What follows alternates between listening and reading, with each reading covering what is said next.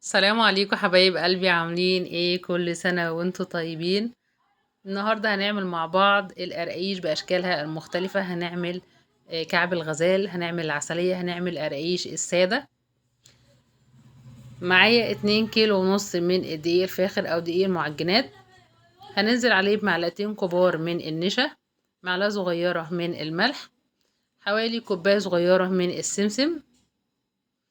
معايا كمان معلقة كبيرة من البيكنج باودر أو كيس كامل من البيكنج باودر. هنقلب المكونات على بعض كويس جدا. بعد كده هنزل بكيلو من السمنة السايحة، بتكون يا جماعة باردة، ما بنقدحهاش. الأول كنا بنقدح السمنة عشان الناس بتعمل كميات كتير علشان يحفظها، لكن دلوقتي مع غلو الأسعار بنعمل كمية صغيرة، فبنعمل الحاجة بتاعتنا على البارد. هنبس الدقيق والسمنة بتاعتنا كويس جدا بين ايدينا لمدة ربع ساعة لحد ما نتأكد ان كل حباية دقيق او ذرة دقيق اتغلفت بالسمنة. بعد كده هنجيب كوباية من اللبن الدافي، عليها 3 معالق من السكر، كيس كامل من الخميرة الفورية. انا يا جماعة السائل بتاعي استخدمته لبن على مية، استخدمته كوبايتين. هنبدأ ننزل بقى بالسائل بتاعنا بالتدريج. معايا ازازة من ريحة البرتقال، 4 ورقة فانيليا، معلقة صغيرة من مية الورد. ممكن ان احنا نغير الروائح دي من موز لبرتقان لجوز هند حسب رغبتنا احنا، بس نحاول ان احنا منحطش كمية من الروائح كتير علشان ما يبقاش مطعم قوي في الكحكاية بتاعتنا او في القرقيش. اي عجين إن كان منحطش الروائح كتير، بيبقى فيه حاجات مناسبة كده عشان ما تبقاش الريحة جامدة قوي. هنعجن بقى العجين بتاعنا كويس باطراف ايدينا يا جماعه، ما بيتلتش زي العيش. نتاكد ان نختبر كده حته عجينه ندلكها في ايدينا، نتاكد ان هي ما تفتحش كده. العجينه بتاعتي جاهزه. هنغطيها بقى ترتاح لمده 10 دقايق. على ما ترتاح كده هنجيب بقى كميه العجوه بتاعتنا، ونحط عليها كام معلقه سمنه وشويه سمسم، وندلكهم كويس جدا. سواء العجوه هنجيبها جاهزه او هنجيبها عجوه عاديه واحنا هنخليها في البيت ونفرمها.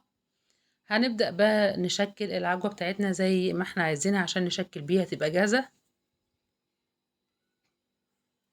هنبدأ بقى نعمل مع بعض أول نوع من القراقيش اللي بيسموها في الفران العسلية. هناخد قطعة عجينة صغيرة، هندلكها كويس جدا في ايدينا. بعد كده هنعملها رول. هنجيب بقى أصابع العجوة بتاعتنا وهنبدأ نحطها في العجينة ونلفها لفة والتانية بس، ونقفل الأطراف بتاعتنا كويس، ونقطعها بقى يعني قيمة الصباع كده، ونغلفها من بره بالسمسم ونرصها في الصينية بتاعتنا. هنعمل تاني مع بعض. انت نخلص الكمية كده هنقطع رول ونعمله حسب العجينة بتاعتك، مطول كده مستطيل. وهنحط العجوة بتاعتنا على الطرف ونلفها لفة والتانية، ونقفل الطروف كويس جدا علشان العجينة ما تفتحش لما تخمر وتدخل الفرن. ونغلفها بالسمسم ونرص الصواني بتاعتنا لحد ما نخلص الكمية اللي معانا. طبعا النوع دوت من القراقيش في الفران او في المخابز بيسموها عسلية، بتبقى شبه العسلية كده، وحتى الاصابع بتاعتها بعد كده تبقى زي العسلية اللي بتنشري حتى كحلويات، او العسلية بتاعت المخابز. بتبقى صراحة جميلة جدا. ممكن برضو نعمل الحشو دوت يبقى ملبن، دي حاجة اختيارية على حسب الحاجة اللي انت حباها. الحشو ده اختياري. هنخلص بقى الكمية بتاعتنا كلها، ولو انتي مش عايزة تغلفيها بالسمسم من بره ده برضو عادي، بس السمسم عامة اصلا ليه قيمة غذائية كويسة. هنبدأ بقى نعمل مع بعض الشكل التاني من القراقيش اللي هي بيسموها كعب الغزال. هنجيب قطعة عجينة كبيرة وهنفردها زي ما احنا شوفنا كده مستطيل. هجيب كمان قطعة من العجوة واحطها في كيس، ده اللي كان متاح عندي، وفردتها كويس جدا. يعني فردتها لدرجة ان هي بقت عاملة زي الورقة كده، لان احنا اصلا هنلف العجينة بتاعتنا رول كبير. ناخد بالنا ان احنا بنفرد العجوة على قد العجينة بحالها، ونتأكد ان هي كلها يعني العجوة مالية العجين كله، مفيش حتت مفرغة قوي.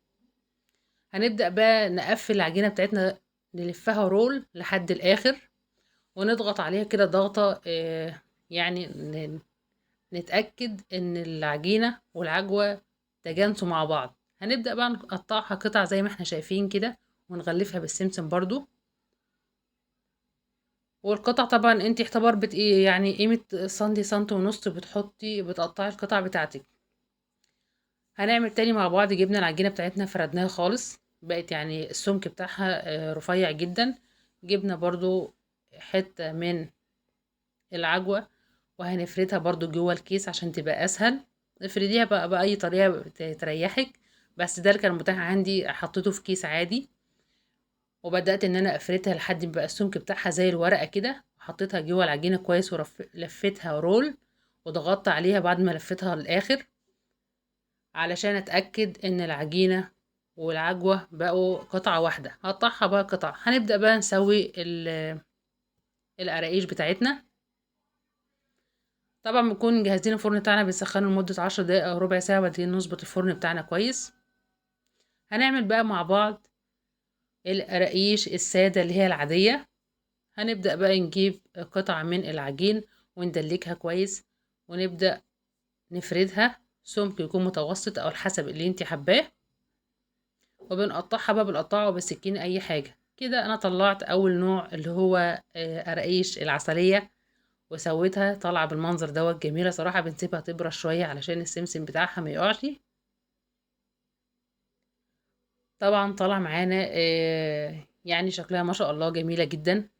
والتسوية بتاعتنا زي ما قلت لكم بنلف العجينة لفة والتانية علشان الحشو اللي فيها يبان ما يبقاش شوية. القرقوشة طالعة معايا دايبة وجميلة جدا. على فكرة انا اصلا عاملة الكحك بتاعي دوت من دقيق الغلة، مش ما جبتلوش دقيق من بره. كمان كعب الغزال سويته وطلعته طالع صراحة جميل جدا. وصراحة كمان اول مرة اعمله اصلا طلع بنتيجة كويسة. ده طبعا اصلا بنجيبه من الفران باسعار غالية جدا، فاحنا يعني بكمية قليلة من الدقيق بنعمل تشكيلة جميلة جدا. شايفين القرقوشة معانا دايبة، والحشو بتاعها جميل جدا. معايا كمان القراقيش السادة، يعني يعتبر 2 كيلو ونص. عملوا معايا كمية كبيرة ما شاء الله. عملوا لي علبة كبيرة. حاجة في البيت كده، والعجين في البيت ليه طعم وريحة تانية خالص غير الحاجات الجاهزة. أتمنى الفكرة تعجبكم، وأتمنى إن أنا أكون أفدتكم. وبإذن الله مكملين مع بعض في وصفات بسيطة وسهلة، ونتقابلوا على خير في وصفة جديدة بإذن الله. والسلام عليكم.